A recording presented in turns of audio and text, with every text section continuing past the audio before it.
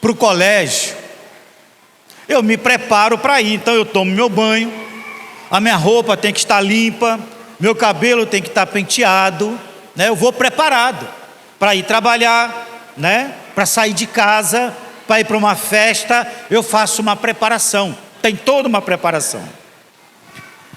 Eu vou viajar de carro. Para mim viajar de carro eu tenho que olhar o carro, ver se o pneu está bom, se está calibrado, se o óleo está bom, sabe, se a água está no jeito. Eu faço toda uma preparação. Se eu vou viajar de ônibus, de avião, eu vejo a hora do ônibus, a hora do avião. O avião tem que chegar pelo menos uma hora antes. Eu me preparo para isso. Então há toda uma preparação. Se eu vou fazer uma prova, eu vou estudar, eu vou comprar livros, né? Eu vou pesquisar a matéria, eu vou memorizar um bocado de coisa, para que quando chegar o momento da prova, eu esteja preparado. Então há uma preparação para tudo aquilo que nós vamos fazer. O nosso Deus, Ele é um Deus tão bom, nosso Deus, Ele é um Deus tão maravilhoso, que Ele tem nos avisado para nos prepararmos para algo que vai acontecer, e que não está muito longe mais, vai acontecer. Nós cantamos aqui, o arrebatamento da igreja vai acontecer, e nós precisamos estar preparados para isso. Deus, Ele vai revelar boa parte desses acontecimentos para o servo dele, para João. Então João, o discípulo do amor, ele é levado em espírito até o céu, até a presença de Deus, e lá Deus começa a mostrar para ele uma série de coisas. Deus começa a mostrar para ele muitas coisas que vão acontecer no nosso tempo. Mostrou aquilo que já aconteceu, e de lá para cá vem acontecendo. E Deus diz para João: escreve essas coisas, anota essas coisas, porque os meus servos precisarão saber dessas coisas. Eles vão precisar ver essas coisas, eles vão precisar destes sinais, para que eles entendam que a minha volta está chegando. A Bíblia, ela vai falar de uma batalha final, onde Deus será o vencedor supremo. Vai acontecer essa batalha, esse dia vai chegar. Nós olhamos para o livro de Apocalipse, que quer dizer revelação, e Deus revelou isso para João. Deus revelou as coisas que iriam acontecer, e nós entendemos, temos visto as coisas acontecendo ao longo desses anos. Capítulo 7 de Apocalipse, abra aí a sua Bíblia, capítulo 7.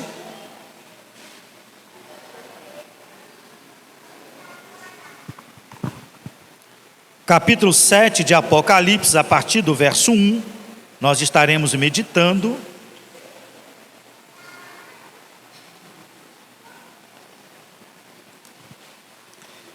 Eu quero dizer para você que o capítulo 7, ele é continuação do capítulo 5 e 6. Capítulo 5 e 6 você leia na sua casa. O 7 nós estaremos lendo aqui. Então eu vou explicar algumas coisas que depois, se você ler o capítulo 5 e 6, tá, vocês vão pegar aí o fio da meada. O capítulo 7, do verso 1 ao verso de número 8, Apocalipse 7, do verso 1 ao 8, a palavra do Senhor diz assim: depois disso, o que, irmãos? Aquilo que está no capítulo 6 e 5, tá? Os capítulos anteriores. Depois disso, vi 4 anjos em pé nos 4 cantos da terra, retendo os 4 ventos, para impedir que qualquer vento soprasse na terra, no mar ou em qualquer árvore. Então, ele diz: vi outro anjo subindo do oriente e tendo o selo do Deus vivo. Ele bradou em alta voz aos 4 anjos, a quem havia sido dado o poder para danificar a terra e o mar: não danifiquem nem a terra, nem o mar, nem as árvores, até que selemos as testas dos servos do nosso Deus. Então ouvi o número dos que foram selados: 144 mil, de todas as tribos de Israel. Então ele vai dizer o nome das tribos. Da tribo de Judá foram selados 12 mil. E assim das 12 tribos, 12 mil de cada tribo, até o versículo de número 8. Da tribo de Zebulon, 12 mil, e da tribo de José, 12 mil, e da tribo de Benjamim, 12 mil. Irmãos, eu olho para esse texto e eu fico imaginando essa cena. Os anjos da destruição. Quem foi que liberou esses anjos para destruir, para provocar destruição na terra? Deus. Vai chegar esse dia. Deus vai liberar esses anjos. E eles estavam prontos, dos 4 cantos da terra. Eles estavam prontos para começar a destruição. No mar, na terra. Mas antes que eles iniciassem esse período de destruição, vem o outro anjo, e ele brada, ou seja, ele grita: parem, ainda não, eu vou selar essa quantidade de servos de Deus. Ele vai selar os 144 mil. Ele está falando aqui que são das tribos de Israel. Irmãos, é grito mesmo. Eu gritei baixinho, mas é grito mesmo, porque a terra vai ouvir. E esses anjos, eles virão. Você imagine, preste bem atenção nessa cena. Imagine, não tem mais vento, acabou o vento. As ondas do mar, não tem mais onda, acabou as ondas. As árvores não balançam mais, acabou-se os ventos. A gente diz num dia de verão, numa tarde de verão, aquele vento bate. Rapaz, que vento bom. Se não fosse esse vento. Imagine sem o vento no verão. Imagine as pestes, as doenças. Esse dia vai chegar. Tenham certeza, esse dia vai chegar. E quem vai liberar isso para acontecer? Deus. Nós temos visto as injustiças acontecendo. Nós temos visto a mentira prevalecendo. Nós temos visto a prostituição prevalecendo.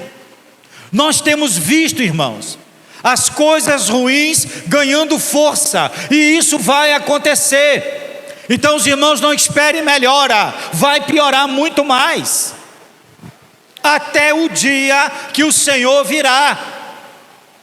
E nesse dia, como nós cantamos aqui, aquele que estiver preparado, esse irá com ele.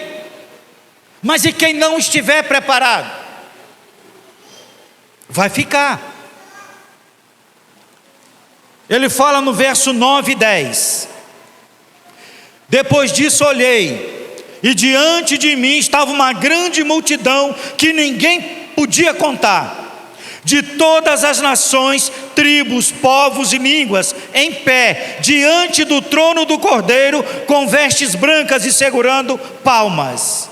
E clamavam em alta voz: a salvação pertence ao nosso Deus, que se assenta no trono, e ao Cordeiro. Então essa multidão que ninguém podia contar, gente, é muita gente, não dá para contar, de todas as tribos, sabe, de todas as línguas.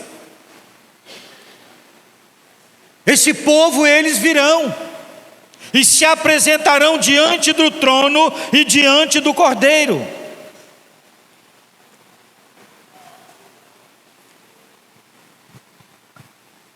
Você gostaria de fazer parte desse povo?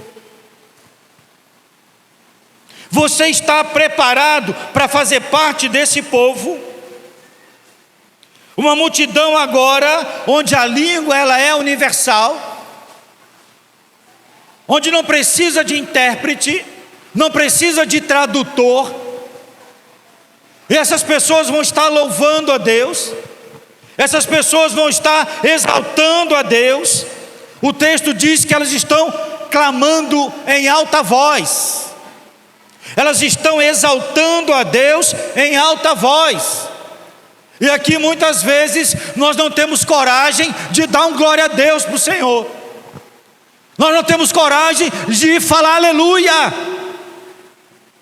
nós não temos coragem, porque o que é que o irmão vai pensar de mim? Meu irmão, não pense no seu irmão, pense em você. Pense em você adorando a Deus, pense em você celebrando a Deus, pense em você glorificando a Deus. Não se importe com quem está do seu lado. Deus quer ouvir o seu clamor, Deus quer ouvir a sua adoração. Aqueles que adoram a Deus, esses estarão na presença dEle. Aqueles que não têm vergonha do outro, esses estarão na presença dEle. A Bíblia diz que os tímidos não herdarão o reino de Deus. E aqui, quando é para levantar a mão, para adorar a Deus, para celebrar a Deus, todo mundo fica com vergonha. O que é que vão pensar de mim? Vão pensar que tu vai para o inferno, porque só os adoradores estarão lá, só os adoradores celebrarão a Deus. Os tímidos não herdarão o reino de Deus. E se não vão herdar o reino de Deus, vão herdar o quê? O reino de Satanás. Meu irmão, levante a sua mão, glorifique a Deus, dê um glória a Deus, dê um aleluia. Deus merece, Ele é digno do seu louvor e da sua adoração, e Ele tem nos chamado para isso. João escreveu isso aqui: os anjos celebram a Deus, os anjos adoram a Deus, os querubins, os arcanjos, os serafins. E nós estamos intimidados, porque o que é que o irmão vai pensar de mim?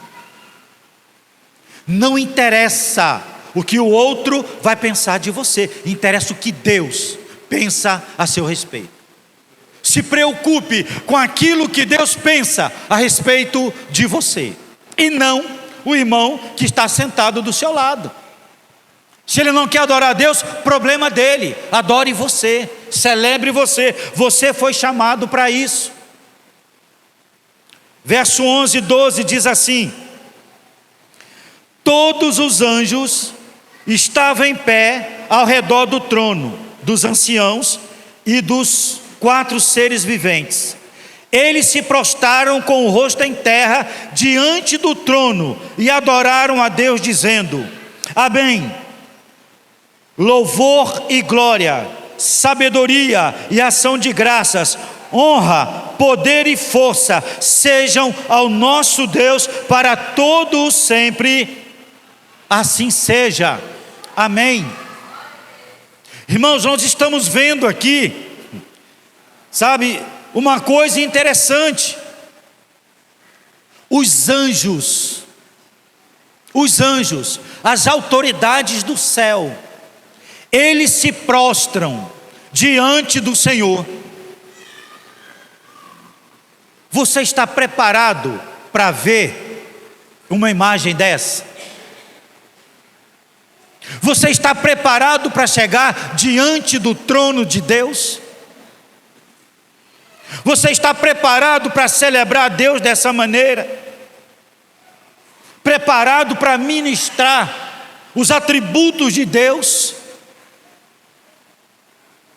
Porque essas pessoas, esses seres celestiais, eles estão dizendo: eu conheço o Senhor, eu recebi da tua graça, eu recebi do teu perdão, por isso eu te adoro desse jeito, por isso eu me prostro, por isso eu deito com o rosto no pó, com o rosto no chão, e eu celebro ao Senhor.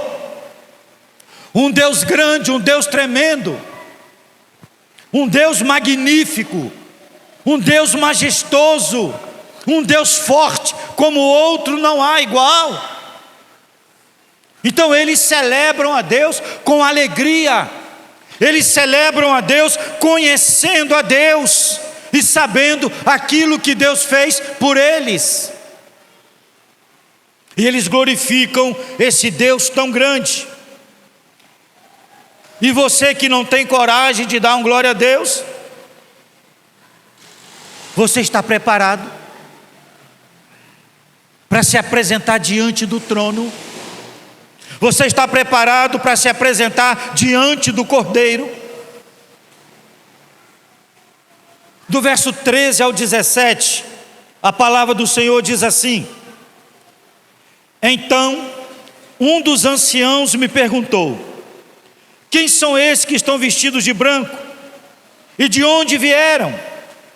Respondi, João falando: Senhor, tu sabes.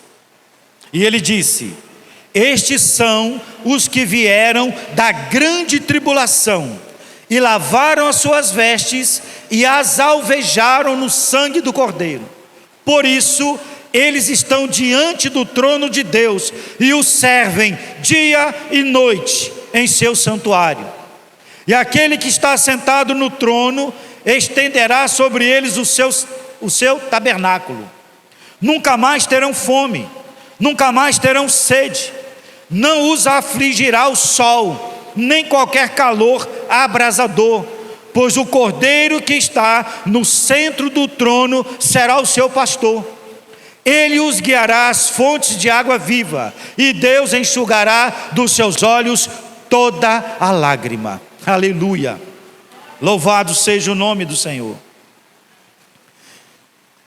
João está interagindo com estes seres celestiais,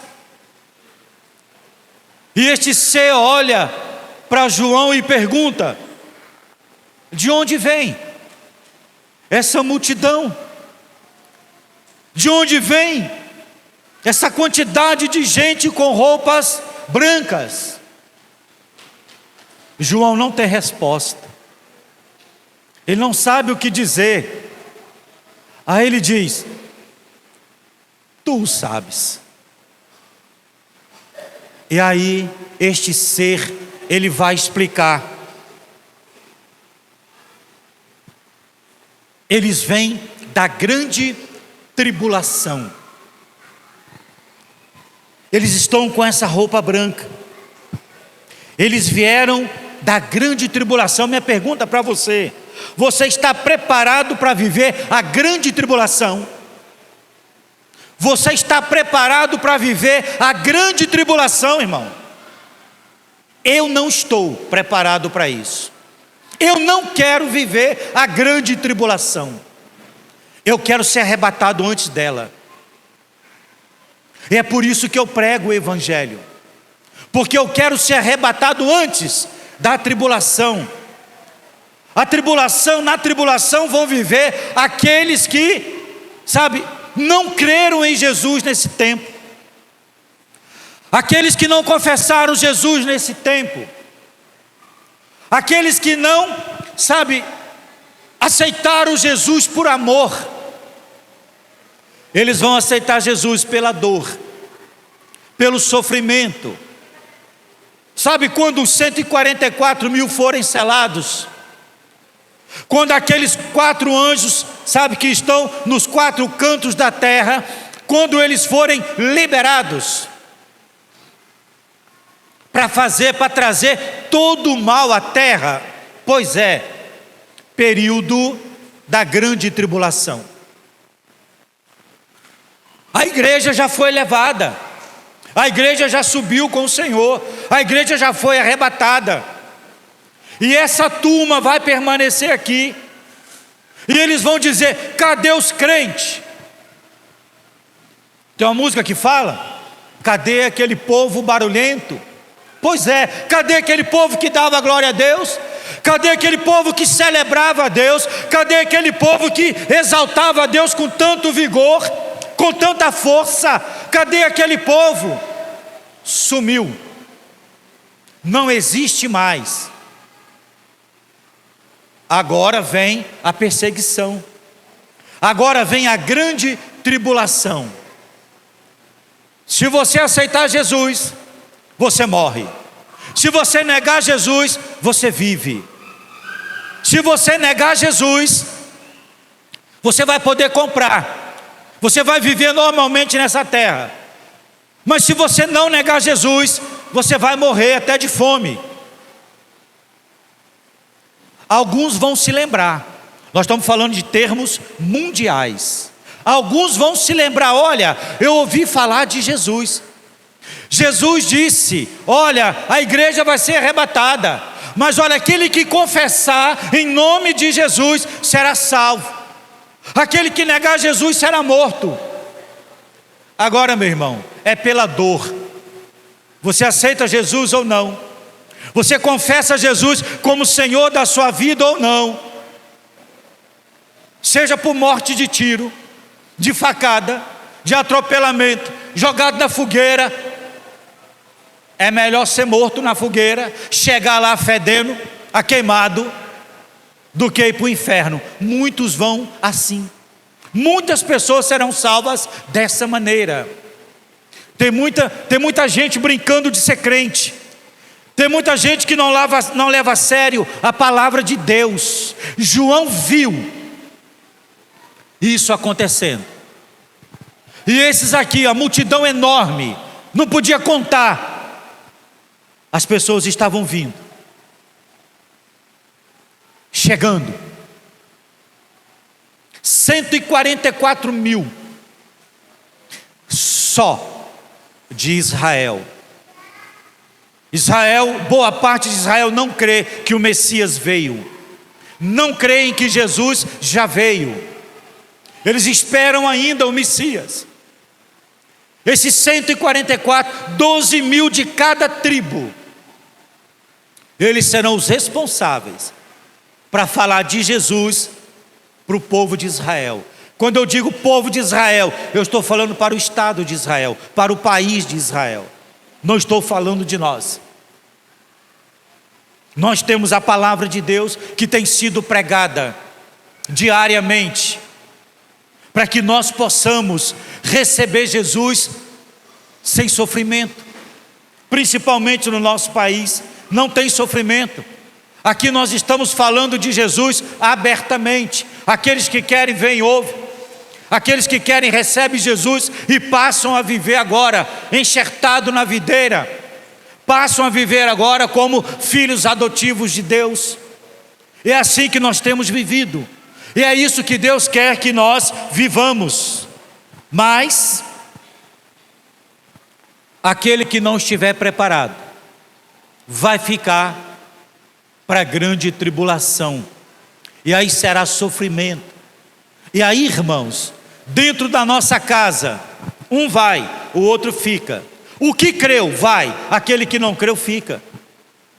Seja nosso pai, nossa mãe, nosso avô, vó, filho, pai. Quem acreditou, quem recebeu Jesus como Senhor da sua vida, aquele que viveu aquilo que o Senhor mandou viver, aquele que renunciou, sabe, a sua vida, aquele que renunciou os prazeres desse mundo, esses irão com o Senhor. Aqueles que não renunciaram vão permanecer aqui. Um será levado, o outro será deixado. Você está preparado para ir? Ou você está preparado para ficar? Aquele que não estiver preparado para ir, saiba vai ficar e vai fazer parte da grande tribulação. O verso 15 e 17 diz assim: por isso eles estão diante do trono de Deus e o servem dia e noite em seu santuário. E aquele que está sentado no trono estenderá sobre eles o seu tabernáculo. Vai estar dizendo que a partir desse momento as pessoas terão acesso livre a Deus e verão a Deus e estarão na presença de Deus o tempo todo, contemplando a face de Deus. Aqui faz alusão ao Santo dos Santos, do tabernáculo que Moisés armou lá no deserto. Então tinha o átrio, tinha o santo lugar e tinha o Santo dos Santos, que é onde a arca do Senhor estava. E aqui nesse texto acabou a arca, aqui é a presença de Deus direto, aqui é a face do nosso Deus direto. E essas pessoas estarão contemplando Deus dessa forma, vendo Deus da maneira que Ele é, e não da maneira que nós imaginamos. E ele continua dizendo aqui: nunca mais terão fome, porque a fome vai assolar o mundo. Nunca mais terão sede, porque a água potável vai desaparecer. Porque esses anjos virão para bagunçar tudo, para acabar com tudo, para trazer horror a este mundo. Nós estamos vivendo hoje mais ou menos como Sodoma e Gomorra vivia naquela época, até que o pecado chegou, sabe, um nível insuportável, e aí então Deus, Ele puniu o mundo. Ele puniu aquela cidade com fogo e enxofre, e a cidade foi queimada, está queimada até hoje. Quem vai lá em Israel e pode andar por aquela cidade, eles percebem, os guias mostram: olha, aqui foi onde aconteceu. Gente, são várias cidades, são mais ou menos 10 cidades, pequenas cidades, todas queimadas, 5 metros de profundidade de terra, queimado, tudo queimado, só tem enxofre lá, não nasce mais nada naquele lugar, é extremamente árido. Você pode pesquisar, pesquisa, que você vai ver, não nasce nada lá, lá não tem vida mais. Foi profetizado que isso aconteceria e aconteceu. Irmãos, lá era um lugar que tinha rios, lá era um lugar que a campina era perfeita, muito capim, foi o lugar que Ló escolheu. Quando Abraão diz para ele: olha, se tu for para a direita eu vou para a esquerda, se tu for para a esquerda eu vou para a direita. Ló olhou a campina, aquele vale, muita água, muito capim, lugar bom, terra fértil para criar gado, e ele tinha muito gado, ele escolheu este lugar. Abraão foi para o deserto, mas o pecado chegou num nível tão grande, mas tão grande. Deus, Ele disse: olha, eu não vou destruir mais o mundo com água, com dilúvio, mas aquelas cidades foram destruídas com fogo e enxofre. Eu não sei quem aqui já teve a oportunidade de sentir o cheiro do enxofre. Um dia eu vou trazer aqui e vou colocar aqui dentro o enxofre para queimar, para vocês verem o cheiro que é.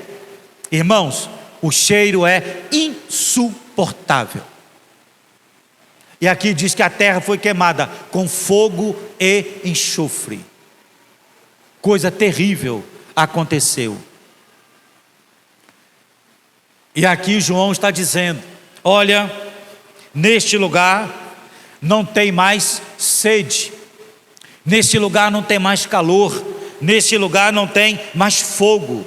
Verso 17: pois o cordeiro que está no centro do trono será o seu pastor, ele os guiará às fontes de água viva, e Deus enxugará dos seus olhos toda lágrima. Irmãos, serão momentos de dor, serão momentos de tristeza, serão momentos de lamento. A igreja já foi, aqueles que não estavam preparados ficaram, e vão viver tudo isso.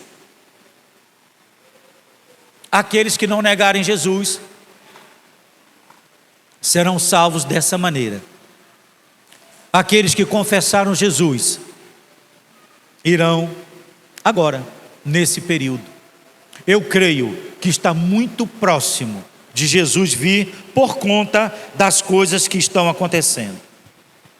Depois da tribulação, eles viverão para sempre na presença do Deus vivo. Nunca mais sofrerão nada, nem fome, nem calor, nem sede. Jesus será o Senhor deles. Não sofrerão mais dor, nem tristeza, não chorarão mais, não reclamarão mais. E a vinda de Jesus será assim: acabou! Jesus veio, acabou. Ele veio.